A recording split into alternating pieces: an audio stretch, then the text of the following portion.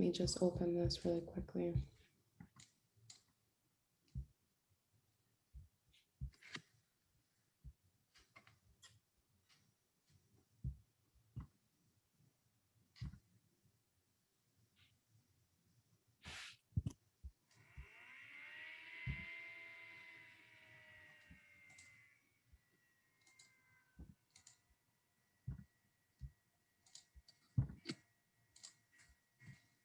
All right.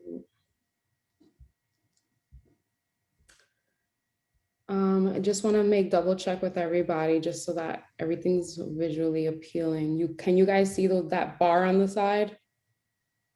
Yes. You can, okay. How about now? No, we can't see Okay, it. perfect. No. All right, so thank you guys for coming. Hopefully more people join as we go. So I'm happy and so excited that we are doing this project.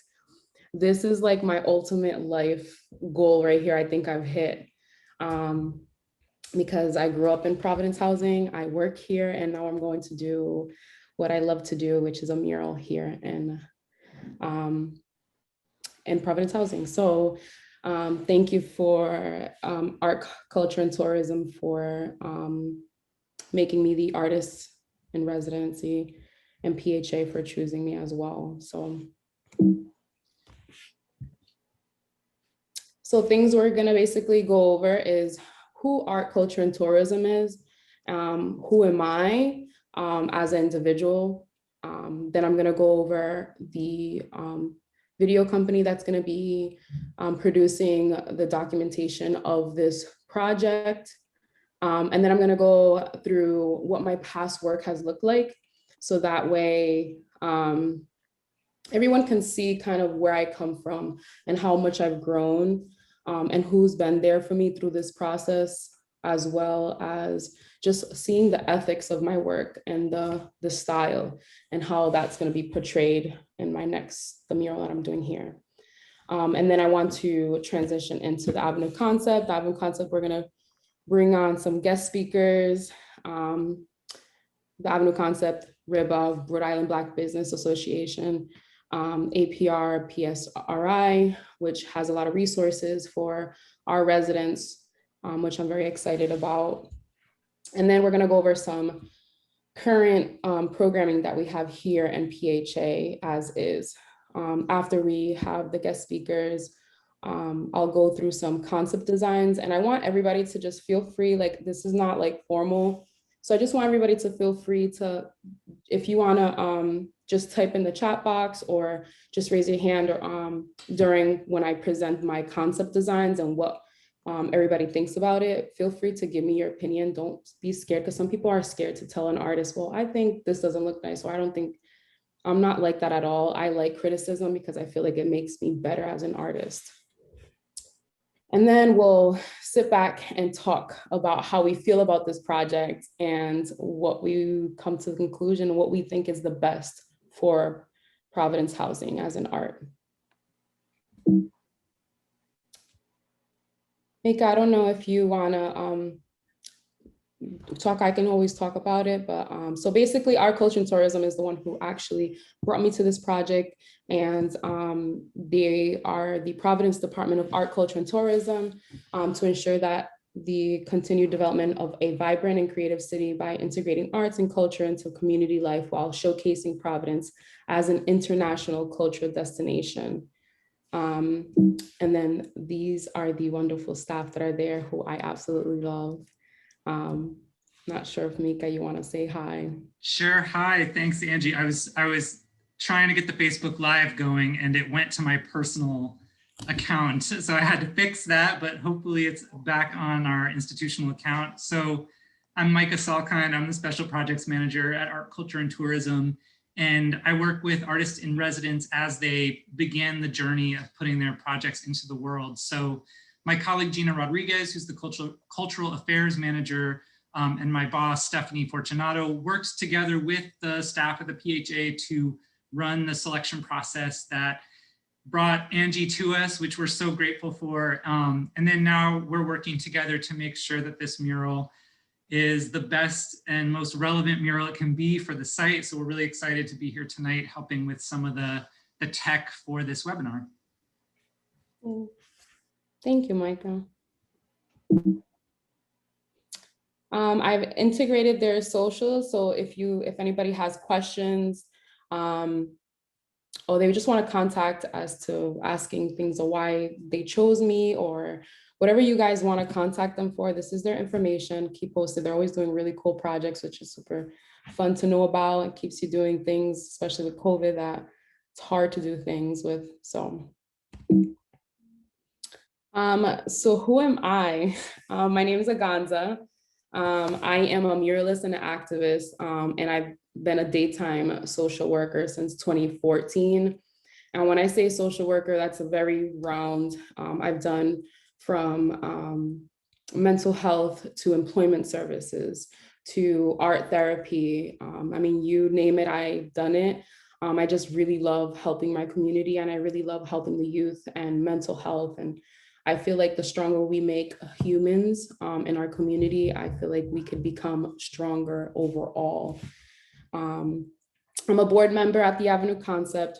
I'm a proud board member since 2019. I'm born here in Providence, Rhode Island. I grew up my whole life in Manton projects.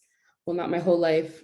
I spent 8 years in Dominican Republic, where that was definitely a change, but knowing the life of being in Providence housing to then living in a country, my country, that is beautiful, but sometimes can be very, it can be very eye-opening.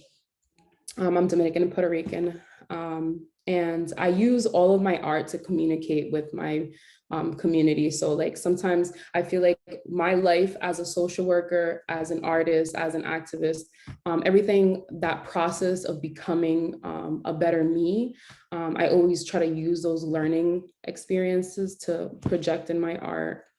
And I always try to relate to all of the members of my community, not just one group. So I'm always trying to target everybody, which is my main goal with all of my art. Just to give you guys a little rundown, this is me in the Manton projects. I grew up, like I said, I grew up about 10 years in Manton. So if you see these backgrounds, you would know where exactly this is. I feel like as a Hispanic woman who grew up in Manton, I can relate to the residents, and that's why I'm so happy that I work in PHA, and now I'm doing this project for PHA, because it's like, who else? Like, I understand our residents in and out. I lived the life. I know what it is to be in a household of like 12 family members and trying to fit in, and being just that life and overall. So I just wanted to include a little personal picture from 1995, throwback. This was my first ever mural in Providence, official mural. It was funded by the Avenue Concept.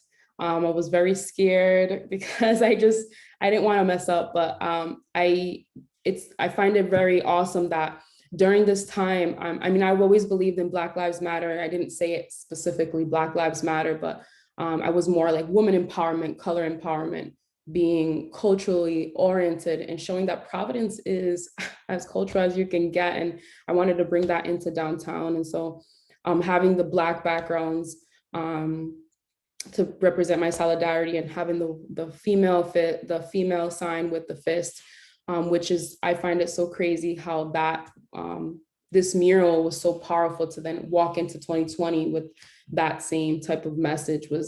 It's like I kind of like felt like I predicted it, and I felt it's like I've been standing for this, and I'm kind of glad that I was able to do this before it even started. And by the way, the photos that we're taking were by House and Ian, who Ian has his own production company. You can look him up on Instagram, on my social media, but House as well. So I'm gonna show you the video that the Avenue and House and Ian had produced for this mural.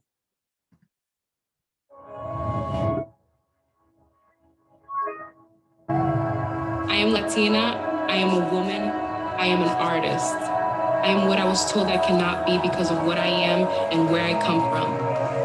I am a leader, I am the change. I am Dominican, I am Puerto Rican, but mostly I am proud. As a muralist, I project my emotions into my work. Every piece of art that I create has a message behind it. My name is AGONZA. I was born here in Providence, Rhode Island, but I was raised in Dominican Republic. Women in Dominican Republic are bound to their families and their husband. As an artist, that's just not who I was. And coming here to America helped me just be who I am and what I wanted to be, and this is who I am. I came with nothing and I had nothing. And people told me I couldn't do it because I was a woman. When the Avenue Concept commissioned me to do a piece, I chose to do a self-portrait because I want people to know what I do and what I'm going through and what my experience is as an artist. And hopefully other women can be able to relate. This is just a wonderful platform that I was kind of blessed with to paint. And I just want to communicate that to the world. And the Avenue Concept gave me that platform to do so.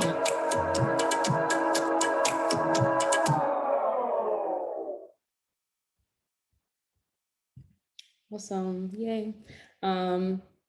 So this is House, and they did a lot of the work of this production, and I absolutely love these two guys. You can't really see them, but they are in the background of that image. The reason why I chose House to document this process is because they really, during my work of being a muralist, they really integrated themselves to know me, who I am as a urban artist.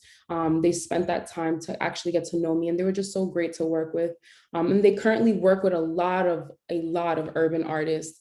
It goes from rappers to when I mean you name it, they've done it, and they've worked with a lot of urban artists that come from neighborhoods that we come from. So I just thought that having them was so important for me, from someone who lived in Providence housing and is working in Providence housing. So that's who they are, and why I chose them. They are a multidisciplinary creative studio, specializing in video production, photography, social media, and digital marketing. Their passion for visual storytelling goes beyond the work. It's what drives them every morning. And I could definitely say that because they're super into their work when they do it. So everything, when they do their work, it's like they do it with love and passion, which I absolutely love. This was a mural I had done. I had done this mural for a salon who actually would give out free haircuts for some of the local residents who couldn't afford it, especially children who needed haircuts and stuff like that. So I decided to commission a mural with them to support what they've done for my community. By the way, House took these photos, which they killed it. I think it looks absolutely amazing. And so the reason I did this painting specifically is a woman of color, and representing that hair is such a cultural thing. It's how we represent each other. Our hair is it's like our signature thing. And butterflies is a signature thing for me, for freedom and growing beautifully as much as I want to. The sunflower for me represents like photosynthesis as a person and growing with whatever I surround myself with. Here are some I feel like during the pandemic of Black Lives Matter and all the police brutality, the Avenue Concept actually had contacted me on the picture on the left to do a board piece for a local store called Queens of Hearts. And I decided to paint Miss Rhode Island, who is a very, very close friend of mine. And it was me, the Avenue, and Queen of Hearts to stand in our solidarity with what was going on. And it was just so beautiful. The process was beautiful. Just everything it just stood for, what the Avenue stood for, what I stood for, what the Queen of Hearts stood for. Again, I make sure that it relates to what's going on and it connects with everybody who is marching down those streets. And then on the right was Trinity Rep. They actually contacted me after this board painting because they also wanted to stand with what was going on. And they wanted to put some board paintings on their windows, which I painted Joe, who was very close to my grandmother. And he is a LGBTQ actor, main actor in Trinity Rep. So I think he had so many similarity things to me that I can relate to. So I wanted to paint someone who is alive again. I believe painting a figure who currently is alive and not trying to represent someone who's already passed, because I think we should celebrate our loved ones who are alive right now instead of waiting until they pass. So here is a video that I had done with the Avenue and Ian on this board painting. So surreal. Large groups of people smashing storefronts, and as you saw, torching that police vehicle. Another group actually managed to make its way. In addition to storefronts, the DCYF offices in Providence were also targeted by vandals. They were protesting the death of George Floyd after a Minneapolis police officer was seen kneeling on his neck.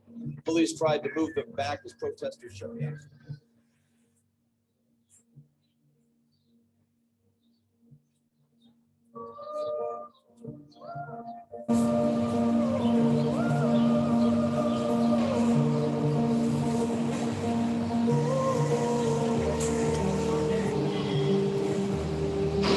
I wanted to capture our youth and what's going on. So I wanted to capture a Black woman, and then incorporating the business and the fact that the business owner would, after being damaged, she still wants to support Black Lives Matter.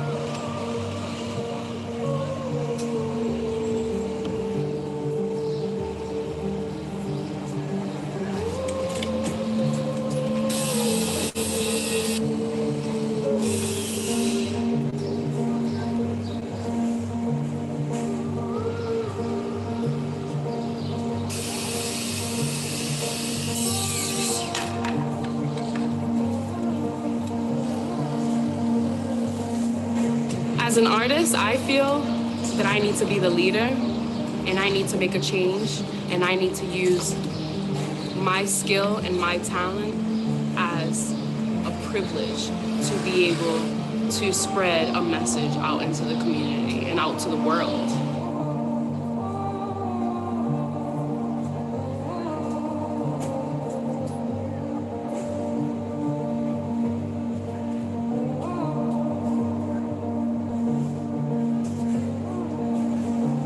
I chose to paint Miss Rhode Island because she's the definition of Black excellence, and I feel as if we need to have leaders like that who are in our city, and people who are doing great things. So we're not just protesting out here. We're standing for something. We're trying to send out a message that we are the change. We are the leaders. So painting her was something meaningful for me.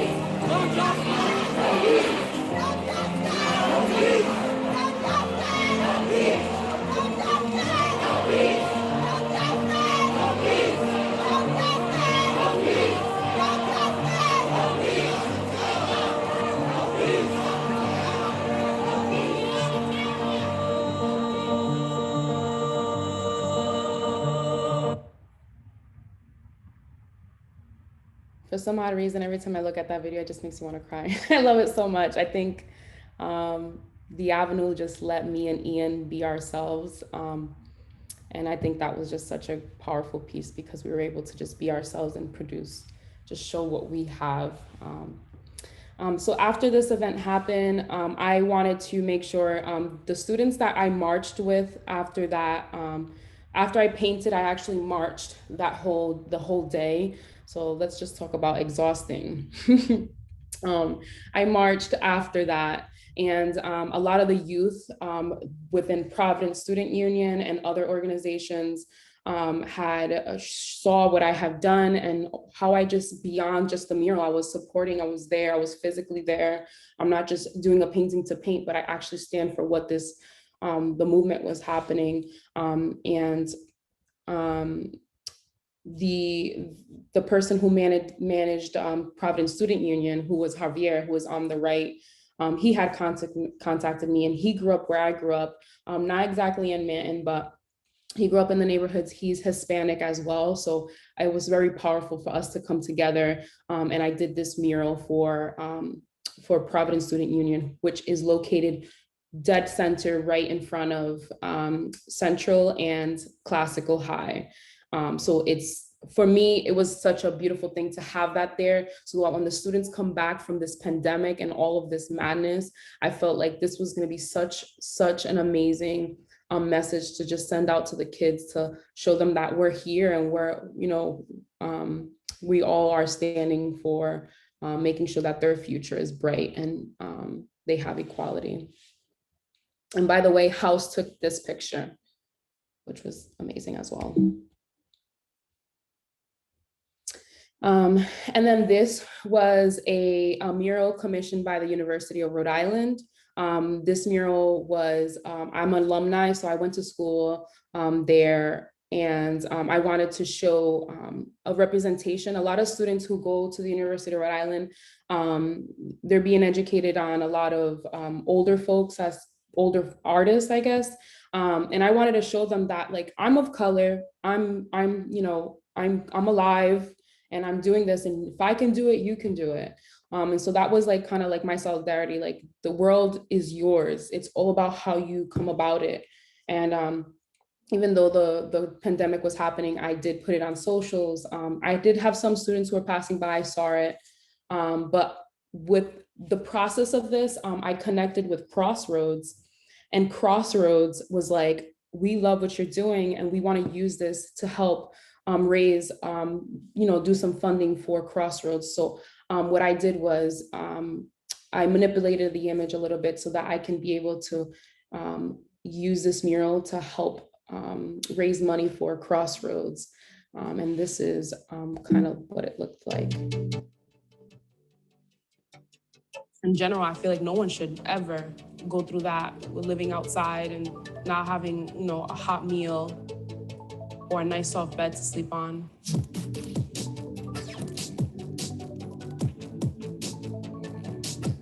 A lot of homelessness, a very big majority of it is a lot due to mental illness. Doesn't matter where you're from, what color you are, how old you are, it doesn't matter. If you're not in that right state of mind, it's not even about the whole, I don't have a roof over my head, but it's behind the self-worthy part. Everybody wants to feel proud of themselves.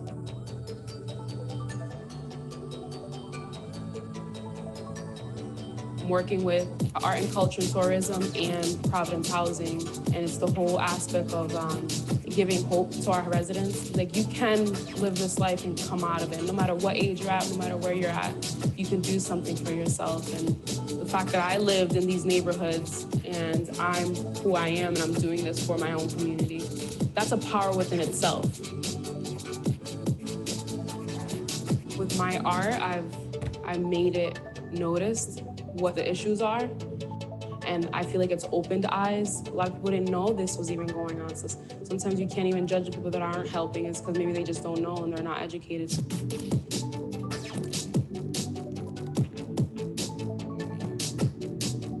My family and my friends and my coworkers, we've seen people who have been homeless. We try to figure out how to get free food for them.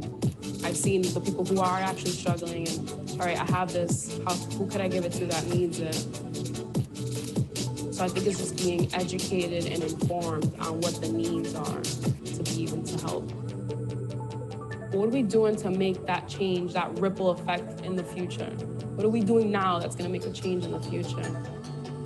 How are we gonna get together to improve and make our community stronger? And that's what I wanna do with my art. I wanna put something there that when people keep passing by, it's a ripple effect. It's contagious.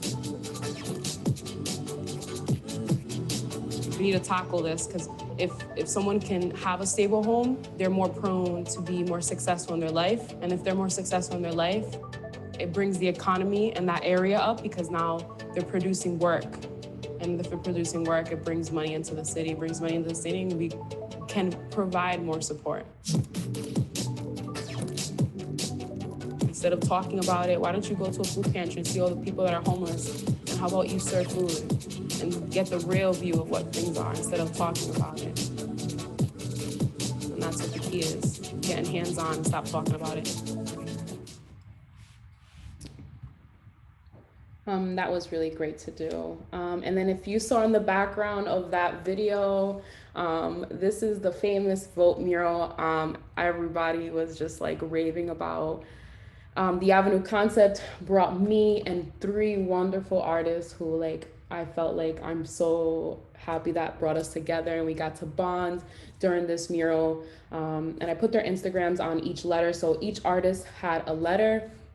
And basically we had a story behind each letter, which was pretty cool. And we, honestly, the process of this mural was absolutely insane because we got to bond as artists, talk about the issues. So, you know, visually you guys see the vote and what's in it, but the storytelling and who we are as artists was also, I felt like, was put in here as well. I mean, the Avenue is just amazing. I know I mentioned their name a lot. So with this said, I wanted to actually show the video for this vote mural that the Avenue produced, so you guys can see more in depth what it was about.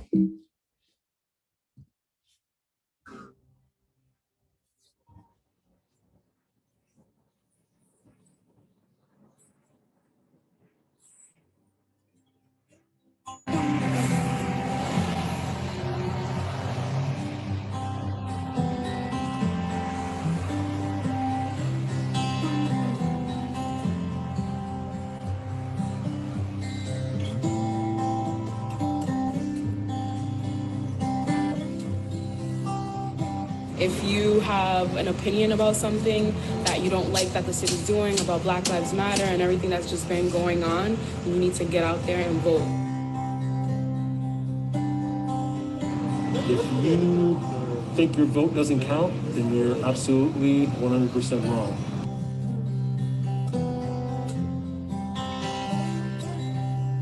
The work is voting. The work is putting out the word. The work is going to your neighbor, to your cousin, to your mom. The work is registering someone. I challenge everyone to register 5 people, just 5 people.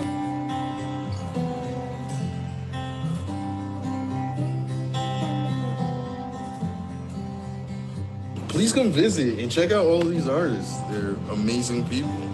And what should people look to do in November? Vote.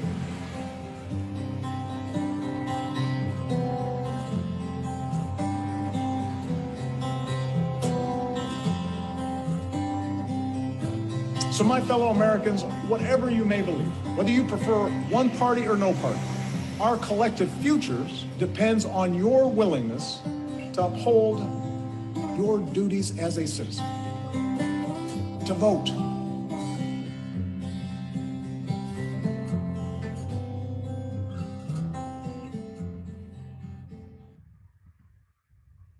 And with that said, I think that was a great introduction to the famous Yarrow, who is the founder of the Avenue concept. And the reason why I wanted to bring the Avenue concept is, as you could see, they've helped me become who I am. And honestly, I didn't have a voice. I felt like, because sometimes as an urban artist, we get lost because people think we're just sending out the same message. But I feel like the avenue was so important, especially if we have any youth within PHA who want to be an artist and want to put their art out there. I want to make sure that the avenue was on this presentation so that we can be able to share who they are and what the avenue stands with and how they've helped me. So Yarrow, you can take the floor.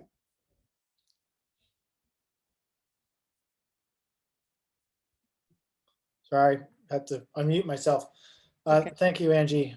It's hard to follow up. I mean, I think this project as a whole is just really inspirational to me and I think the world around us. And I'm just excited to hear and support. We're not directly involved with the project, but I'm here as a friend and a colleague and just really excited to support you as an amazing artist and activist and confident young woman that's really making an impact in our community. And anything that we can do, and myself personally, I'm committed to helping you figure out how to do that and hopefully find a way to work with everyone as a whole to take this project and see how much of an impact we can have on all of Providence housing and sort of the greater community, because it seems like there's a lot of opportunities, that this is just scratching the surface and seeing the impact that we can have with this.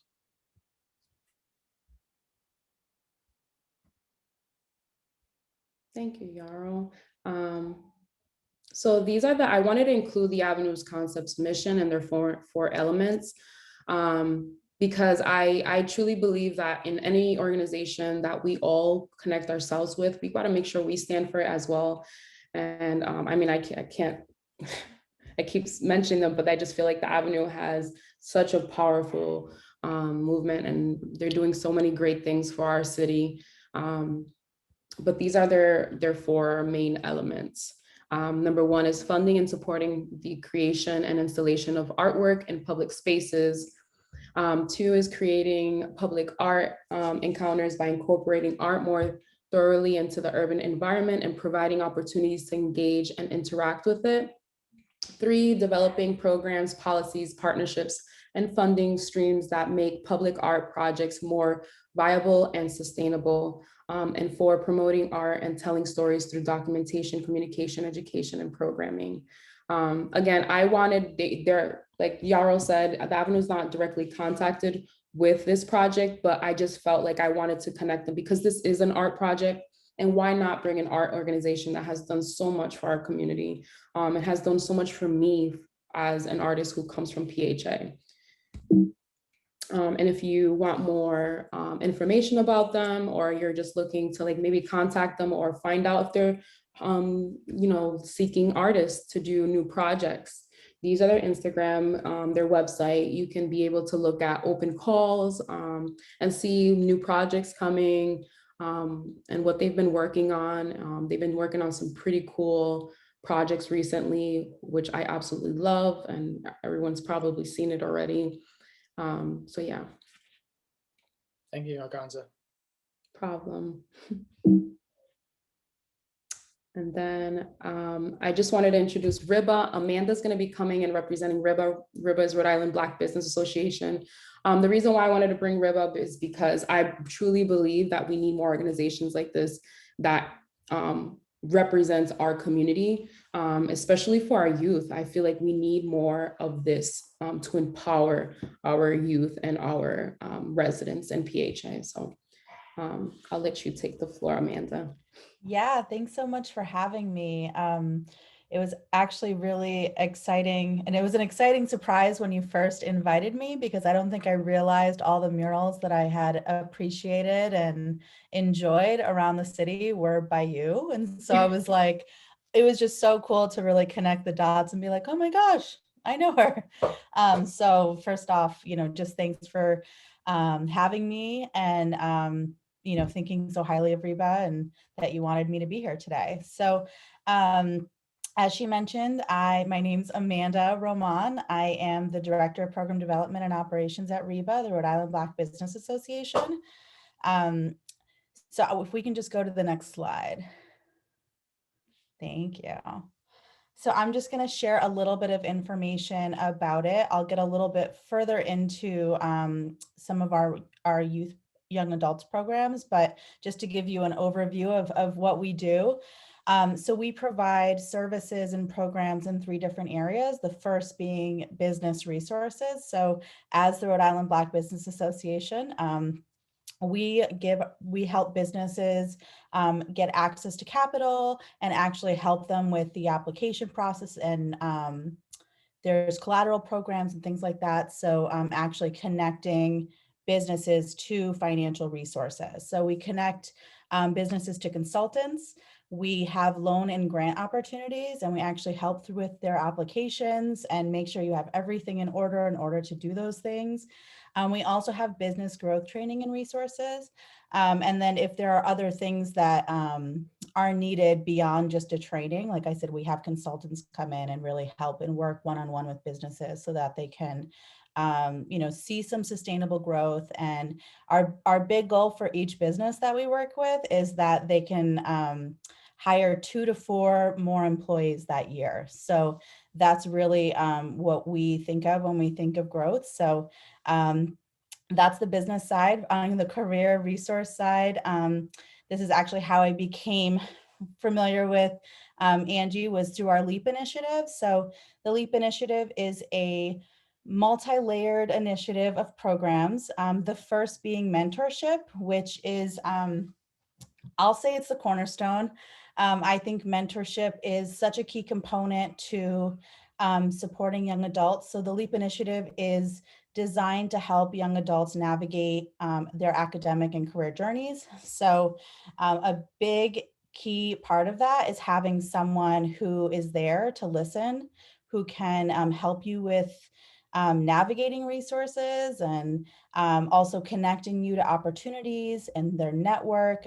Something I always tell mentees when I'm first meeting with them, sometimes they'll be a little bit nervous and ask me like, well, what if I'm unavailable like on a Thursday? What does that mean for me for the program? And I'm like, this is literally a program that is designed to meet you where you're at. So whatever it is, whatever the goal is, whatever the thing is that you want to work on as a mentee, this program is going to help you do it. And so I think that's just something super unique about a mentorship, is it really is, it meets you where you're at. So that is the first layer, and I'll say the cornerstone of the LEAP initiative. And then in addition to that, we also have financial literacy training. We have access to scholarships. So we have one, and we have other scholarships upcoming. The one that Reba's had for the last couple of years is actually, the applications are being announced, going live next week. So that's definitely an opportunity for young adults. And then other skills training. So we have workshops every other month that are in demand and based on what the young adults in our programs are asking for. So the entire LEAP initiative was created by a community advisory board of young adults, which is super different from other programs that I've worked on. We literally just listened and let them take the lead and really help us develop this. So that's been pretty awesome. We have our next cohort starting in March. So the deadline for applications is this Wednesday. So I'll add my email. Actually, there's an email there, but I'll add my email to the chat. So if anyone's interested in becoming a mentor or a mentee, definitely let me know. We only have a couple more days.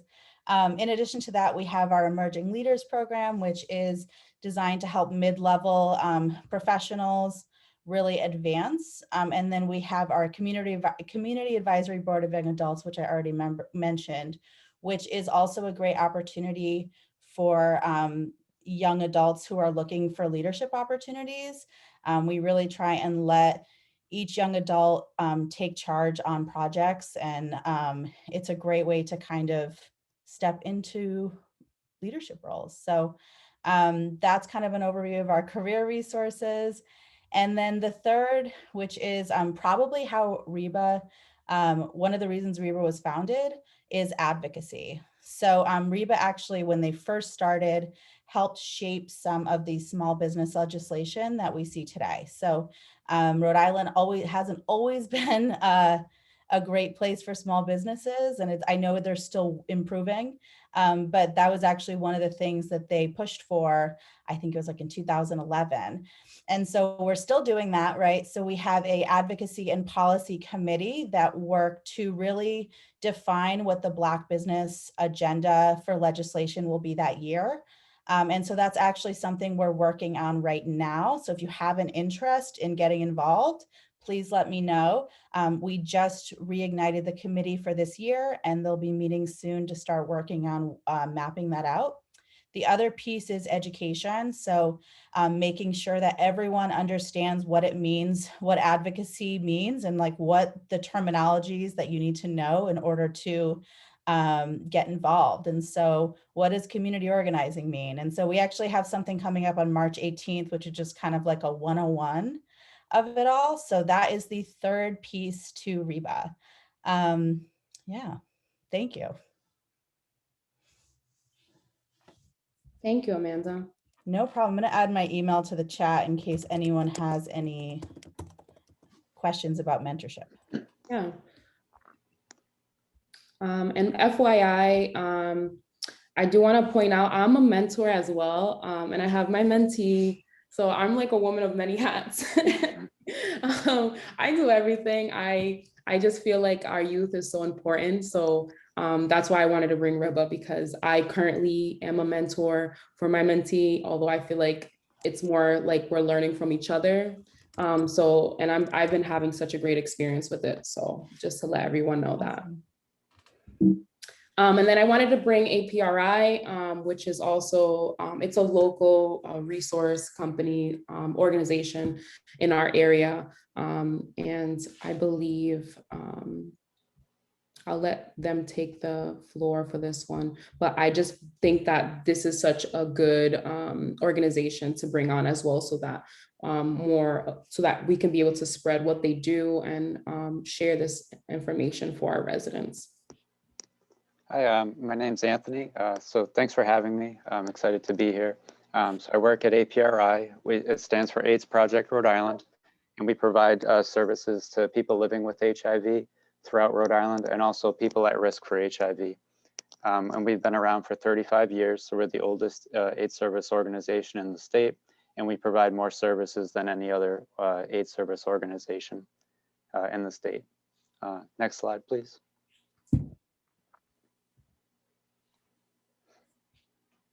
So as I said, we provide services for people that are living with HIV. This is a list of all the services that we provide. I'll go through some in more detail than others, but first we provide emergency financial assistance. So this is very important for our clients. A lot of our clients tend to be lower income. So emergency financial assistance, with that, we can pay someone's first month's rent. We can pay their security deposit to get them into an apartment. If they're falling behind on rent, we can use emergency financial assistance to pay back rent. And we can also pay utility bills. So that's hugely important for our clients. We also offer mental health counseling. Most of our clients, in addition to HIV, they have co-occurring issues such as behavioral health issues, whether it's mental health disorders or substance use disorders, anything like that. We also provide non-medical case management. So what our case managers do is they can assist clients with completing paperwork for health insurance, things like that. They also help them navigate medical appointments. Prior to the pandemic, our case managers would drive clients to all their medical appointments, sit in on those doctor's visits, help advocate for clients. Right now it's a little bit different because of the pandemic, but most of our case managers either attend the doctor's appointments virtually via like a telehealth appointment. We also offer housing navigation. So that's my primary role, is overseeing our housing services. So like the video that AGONZA showed earlier for Crossroads, a lot of that's true with obviously our clients. Housing is hugely important for all people's health outcomes, but it's particularly true for people with HIV. So I work with a lot of homeless clients or unstably housed clients. So if someone is living with HIV and they're homeless, they're going to have very poor health outcomes. They're going to be less likely to be engaged in HIV medical care, less likely to take their medications. So they're just going to have worse health outcomes overall. So housing is very critical for people with HIV. In my role, I assist people, in obtaining and maintaining housing, help them fill out applications for waiting lists. I also sit on a few statewide committees for housing, just to help advocate for people with HIV. We also offer oral health services. So anyone that's living with HIV in the state is eligible for Delta Dental if they don't have it through their employer. So we can help assist with that. Transportation is a big issue with our clients. A lot of them don't have transportation, so we can provide them free RIP to bus passes so they can get to their medical appointments or their jobs. We help with health insurance premium assistance and also with ADAP enrollment. ADAP is the AIDS Drug Assistance Program. So AIDS drugs are very expensive. They can range anywhere from $2,000 to $3,000 a month. So with this program, clients can get those meds for free, and those are life-saving medications. We also offer nutritional support, so clients can get free supplements. And we also have a food pantry. So due to the pandemic, our pantry is closed, but we are delivering food. So the picture you see in the slide is an average week at our pantry. So before the pandemic, we were helping maybe 30 to 50 clients a month. So say 30 to 50 bags. Since the pandemic, it's gone up to 150 to 175 bags a month. So pandemic has really increased the need for food. So myself and other staff, we're driving, throughout the state from Woonsocket to Westerly, delivering groceries to clients. Next slide, please. So in addition to services for people living with HIV, we also help people that are at risk for HIV by offering HIV testing. So what we do is we offer free in-person HIV testing. We actually just restarted that a couple weeks ago. We had stopped because of the pandemic, but we're once again offering free in-person HIV and hepatitis C testing.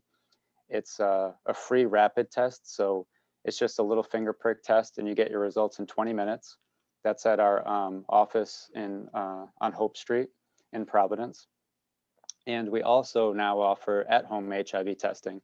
So in the early part of the pandemic, because we couldn't offer in-person testing, we still had a lot of clients requesting testing services. So I kind of came up with the idea of, is there a way to mail kits to people for free? So we're able to get some funding to do that.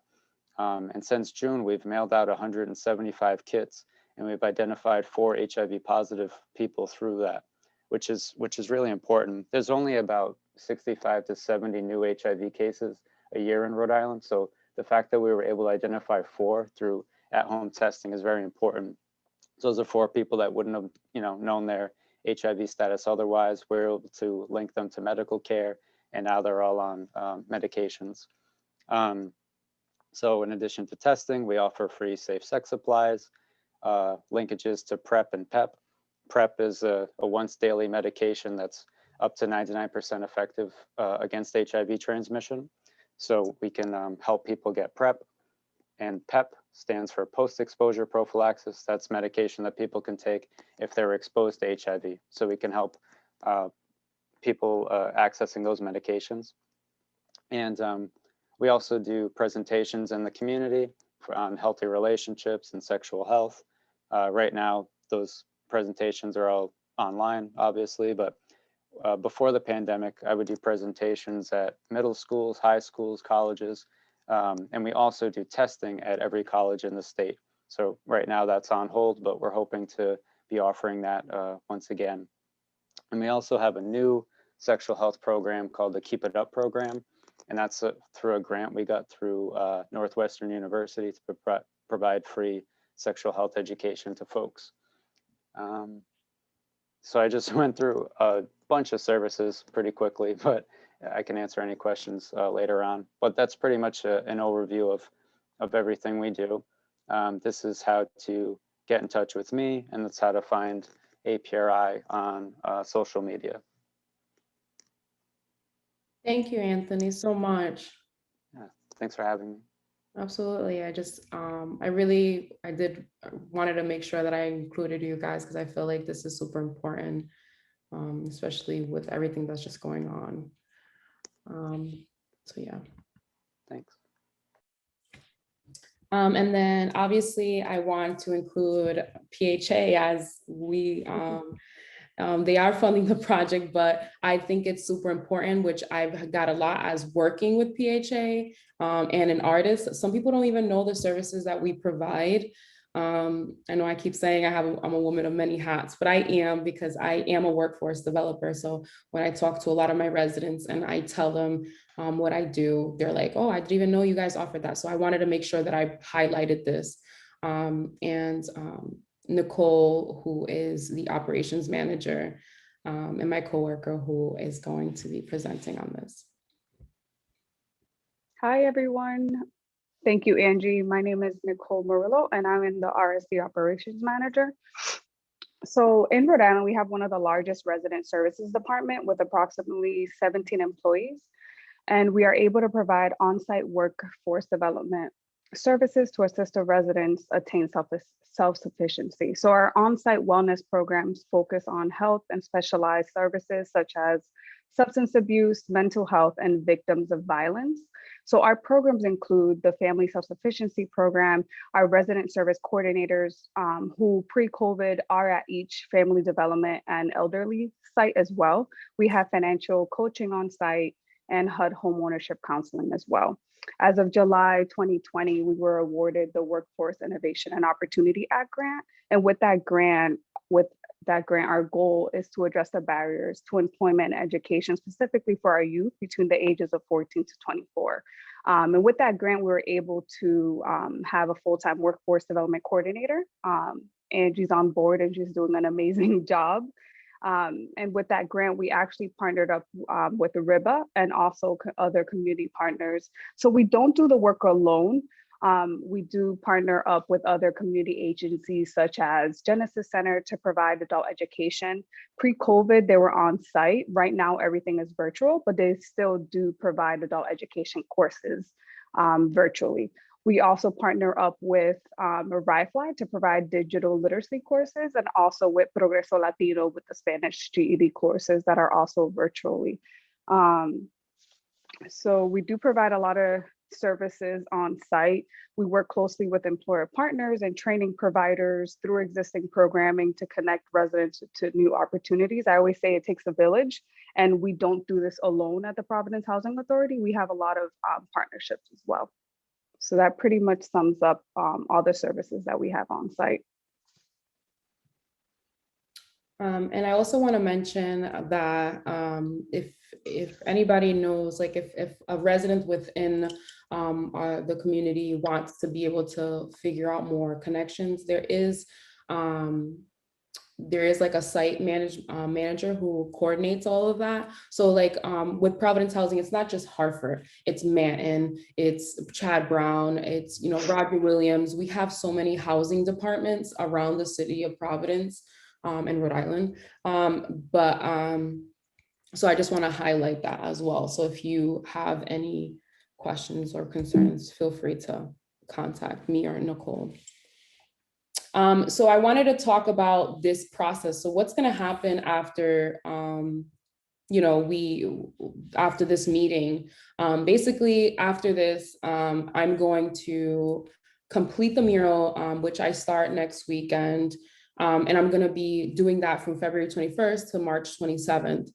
Usually I will be painting on the wall because I do have a full-time job and I work for PHA. I'm going to be on this wall nights and weekends. And I will be posting it on my social media. So I'll put my social media towards the end, but that way you can stay more intact and I'll just post when I'm on the wall. So if you guys want to come down and talk to me, or just take pictures with me, or say, hey, I really love what you're doing. I want to know how can I get involved? Or maybe you like one of the resources that I just provided or put onto the team on this presentation. And you just want to know more information about it and how to get in connection, because maybe you don't want to contact someone, maybe you want to contact me directly and talk to me personally. I'll definitely be able to talk to you guys during that process. And then after, it will be April 27th, which I'll keep it up to date on my socials and PHA social and art, culture, and tourism social. We'll all be keeping posted as to if anything changes. But it will be the grand reveal, which would be live. So it'll be an event like this, but hopefully much larger, because I want to make sure that we're showing what Providence Housing, me as an artist, and art, culture, and tourism have done for a community like this. There's so many talented youth and adults in Providence Housing that just don't have a platform. And I want to make sure that this is shared, because I think this is super important. So then when that event is done, House would be revealing the final video and photo reveals of this for social media. So photo shots of residents and me working on the mural, and staff that work at PHA, and just the dynamics of like the whole life environment within Providence Housing and during the mural, and that documentation of what happens during that time. So this is the wall that I'm going to be painting on. Yay, I'm so excited. I'm like, you have no idea, this means so much to me. I grew up here, so to know that I'm going to be touching these walls, I grew up in these walls, I'm going to be painting on them, is super meaningful. The whole theme of this mural is past, present, and future. So what I've come up, and this is the part where I need your help, so please feel free to throw things in the chat, or just unmute yourself and talk to me. I prefer unmuting yourself so I can listen. Basically my goal is to, I'm a figurative artist, as you can see all my paintings. I do people. I think people have so much to do with our community and what we do and how we move puzzle pieces in our life.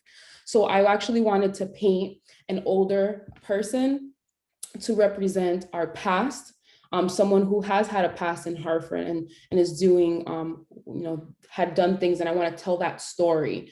And then the present is the basketball court in the middle. I don't know if you guys can see it, but the present is the representation of people who currently live here, the teenagers, the young adults. And in the future, I want to do a portrait of a youth, someone who will represent our future. So it will be two portraits of people looking in towards the basketball. So their faces will be looking towards the basketball court, kind of looking at each other. And that was kind of like the design that I wanted to have for this mural, because I believe that what's the best way to empower our residents than painting them, and it tells a story. So here from time that passes, that we can look and be like, wow, like the meaning behind it just is so important, especially for residents who are going to be waking up and looking at this every morning when they go to work, and when they come back, and it shows them motivation. Like if AGONZA came from this neighborhood and she's doing this, then I can do it. If this older folk whoever I choose to put on this wall, if they did this, then I could do it. And, I want to be a representation for our future, for our youth. So showing that if we can do it, then we can show our youth and our children that they can do it too. They just have to put in the work, and they have to have good representation and good mentors beside them, and good representation with this piece itself. So I'm going to show you guys some of my design concepts, but I do want to make a statement before I do. Please, if you could just, these images I designed myself. I just wouldn't like for anybody to share them. These are just drafts of art pieces. They are not the people, because I did do I did designs of pictures of myself and my brother and a younger sibling. So these are not the people who are going to be on the wall. This is just a design concept, so you can see the art piece behind it and how that person, whoever I choose to paint, will look like for the mural. So this is my first design concept. FYI, this is my brother. I love him so much. So the design behind it is, so what I wanted to do was, it's a gray composition to represent the current human recognition. So on the left, it's all gray with just the eyes. We were living in a moment where we just recognize each other by our eyes because of the mask. And I also wanted to represent like gray as in, you know, why do we have to relate, I know, ourselves with such a color, you know what I mean? So I wanted to do that. And then on the right side, I just did the gray on the mouth to represent the mask, but not really represent it, because I don't also want to represent such a harsh time, a time where we're going through so much pain, but it's very subliminal. So, but it's also very powerful at the same time, because it shows that this is how we live right now. This is what we're going through, and we're still managing to push, and we're still managing to do projects like we're doing right now. The color, the tinted hair, I just feel like, if you've seen my past projects, like I did the painting of Jonette for the wood panel, I did the colored hair because I feel like hair is such a signature thing for us urban and cultural youth and even adults. So basically, I feel like hair is just such a way to represent yourself. Butterflies, you know, obviously you see butterflies in all of my paintings. My painting, I believe that butterfly represents me as an artist, because I've been through the cocoon phase where I was developing myself, and we all go through these phases where we're learning about ourselves, and we need to become who we want to be, and be as free as we want to be. And I think that butterfly representation is so powerful for me.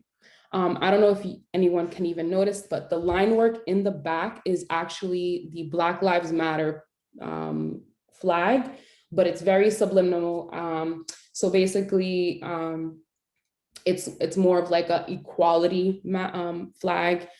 So the two lines represent that, you know, Black Lives Matter, and we should all look at each other as equal. So that's kind of like the design. The only two differences between the left and the right is that is the gray tones, which I believe that they just have a different feeling as to all gray with just the colored eye section, because that's how we recognize each other now with our mask, as to just putting the gray around the mouth and leaving everything with color. Hey, Gonza? Yep.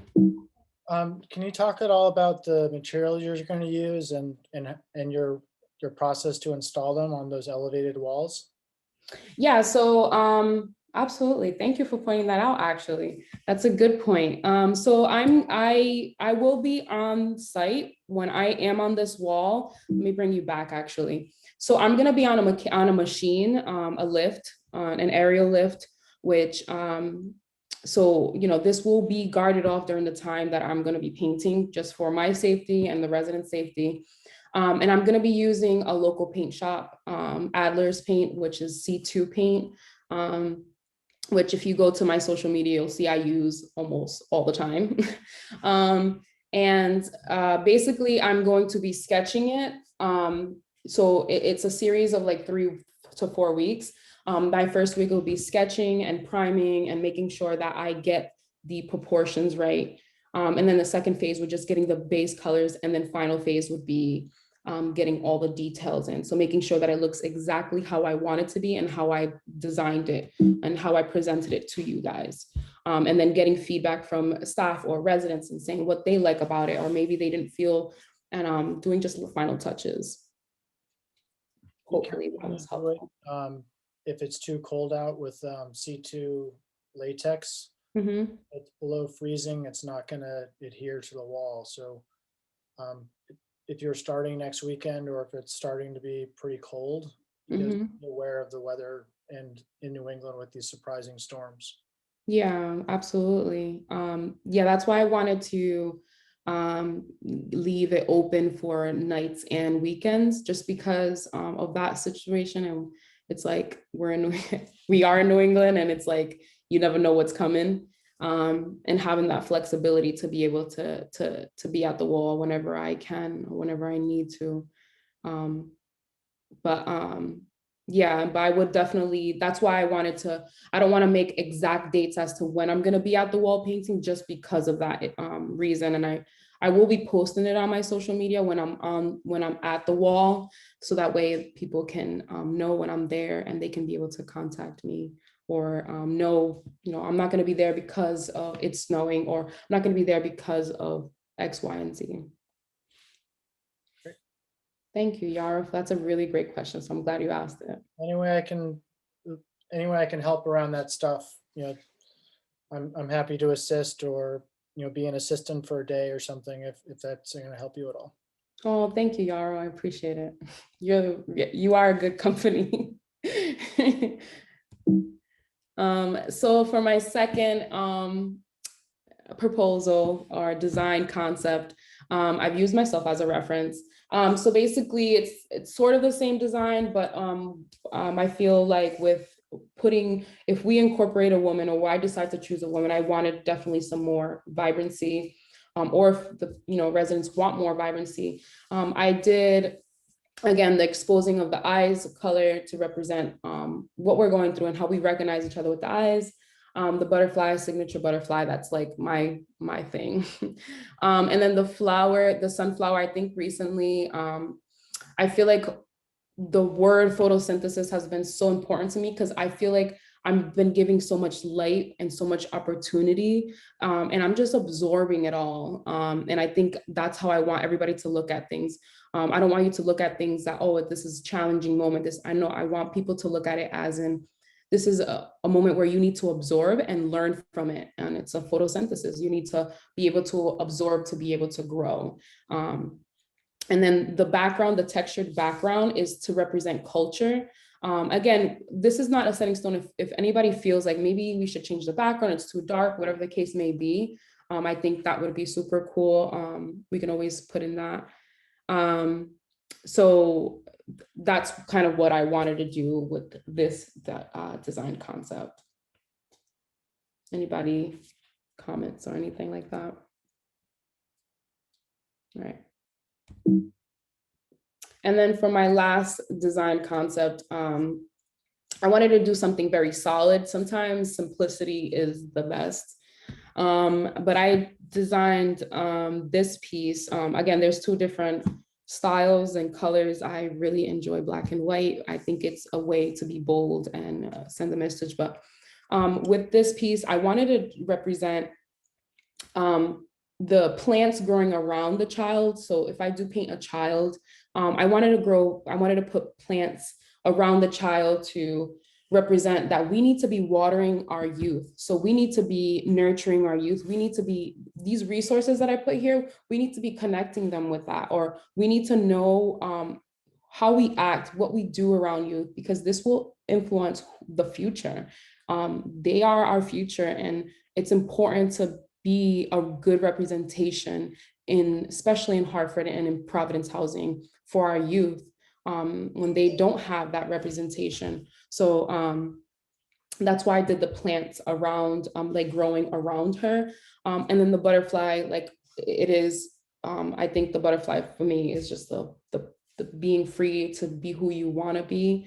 And then the solid hair, which represents culture for me. So, I mean, I'm gonna leave, I want everybody to just put in their 2 cents of what they think about it. These are the concepts. Again, it's not set in stone. I can always change things. Again, I love critique. I love criticism because I feel like it helps me as an artist and it helps my community to like figure out what's going on. And so if you have any like opinions, or you feel like, oh, maybe this is, I think this would be better in our community, or I think this would be better on that wall, please feel free to do so.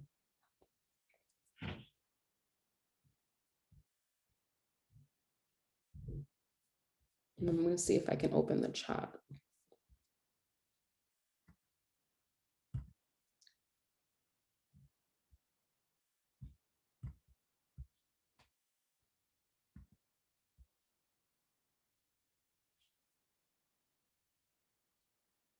All right, so I'm just reading chats and stuff like that.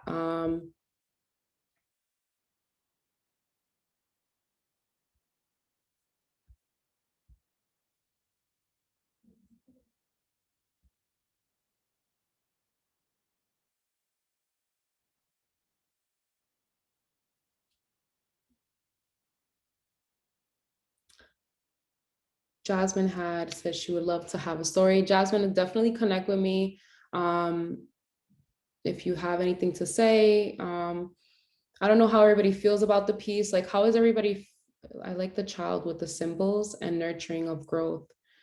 I love the kids concept, especially with all the distancing learning they are going through things. Absolutely, I agree.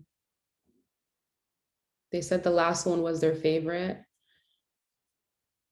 Someone said I like the first one. I like I like all of them. Like I wish I could paint all of them. I agree.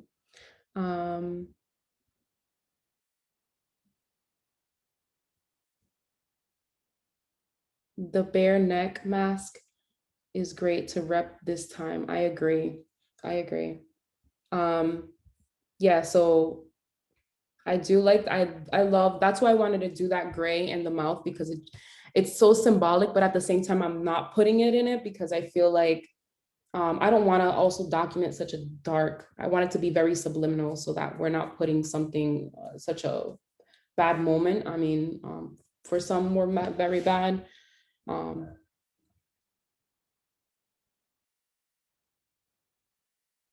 Thank you, Ainsley, they are, thank you.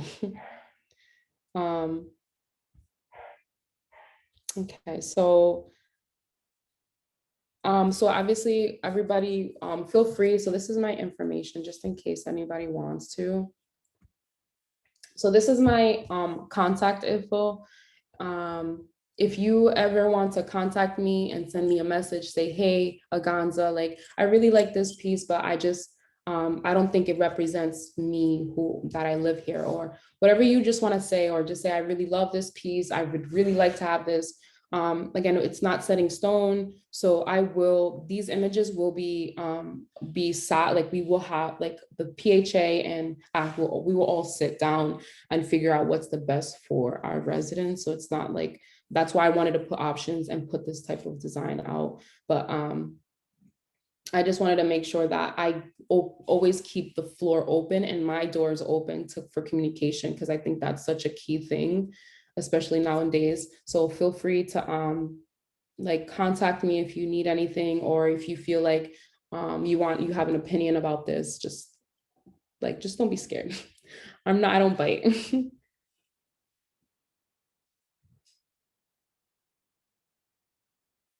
Yes, absolutely. Vivian had said, I like all of them, but each of them represent Hartford and Manton. I would love to speak with you to give you some ideas. Thank you. Thank you. Yeah, definitely. You can always contact me, email me, Instagram, DM me. I love ideas because I feed off of them. I feel like everybody is creative in their own way, and I always absorb people's comments and like ideas, and I can always implement them in my designs.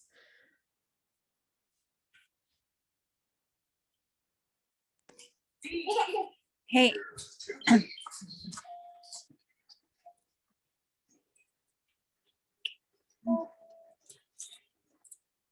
Hey, Ange, if somebody wanted to get in touch with you to share their story, how would they do that? Yeah, so they can be able to email me or call me or DM me, whatever they want to do. And then I could be able to, so what the process for that storytelling is going to be is that it's a pre-interview, which they would talk on the phone with me about who they are, where they live, what their story is, and not too much of it. And then what I would do is then we would have the actual interview with the videographers, which is House. And we would sit down with House, the videography company, and actually interview. We could even interview right in, and we're gonna be interviewing right in Hartford.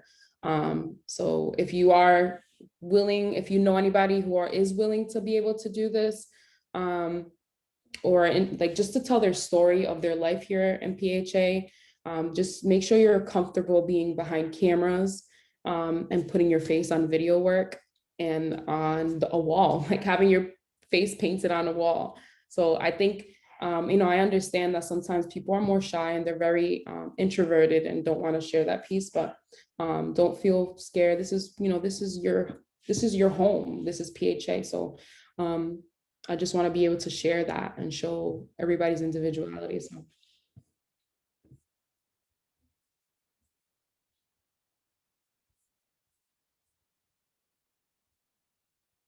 So yes. Anybody else?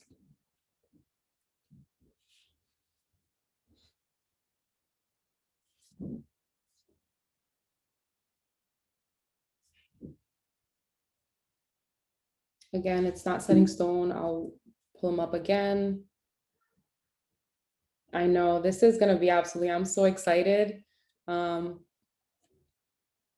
I mean, I've grown up here, and to know that I'm going to be doing this piece and I work here on top of that. So like, I think I'm beyond emerged into this project. I'm absolutely sunk into it. I'm all for it. I'm about it. I live it. I breathe it. Angie, I'm sorry if I missed this. Did you say whether it's gonna, the mural's gonna be like broken between both sides, or is it gonna be two separate images? Yeah, so what I wanted to, so I had mentioned, let me go back to one of the slides. So basically I was showing the past, present, and future, and having the two portraits facing towards, so the past would be an older folk, present would be people who are living here in the basketball court, that representation of right now. And then the future is going to be a youth. So they're going to be facing, so it's going to have the same design. It's just going to be different people, if that makes sense. So like, for example, this cool. image, yeah. So like, for example, this image, it would be, the left would be an elderly that maybe live in high rise, and the right might be someone who is, it's like a youth, to represent that past and future, but with the same concept design. And they'll be facing each other, facing the court, or facing like towards the center. Like it might look that they're looking at the basketball court, it might look that they're looking at each other, but it's kind of that representation of support. So that's why I wanted them to look within. Thank you. Oh, no problem.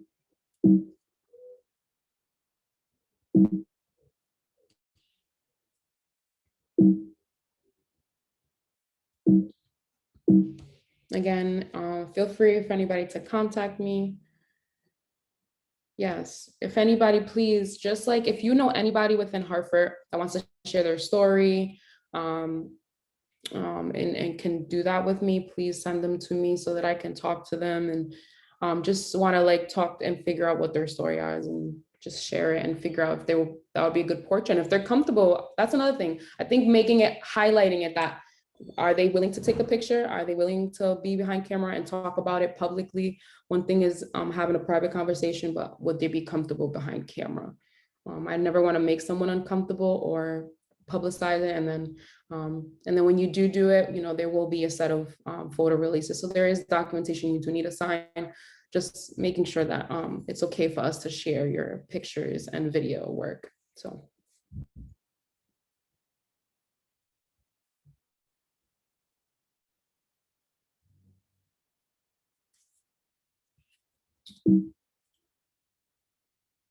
And then, I don't know, I just wanted to put a message. This is like my go-to, and this is my Instagram quote.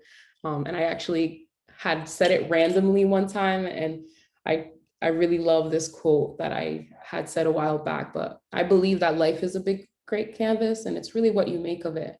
Sometimes I had so many barriers in my life that I sometimes question, like, how the heck am I even here right now? And I just keep pushing. I just keep painting over that canvas and repainting my story and repainting my future. So I want everybody to know that, like, there's opportunity to grow and there's ways to share our stories. It's just all about how we paint it. And it's okay if you make a mistake in life, you can always paint over and fix it and do what's better in your next step of your life.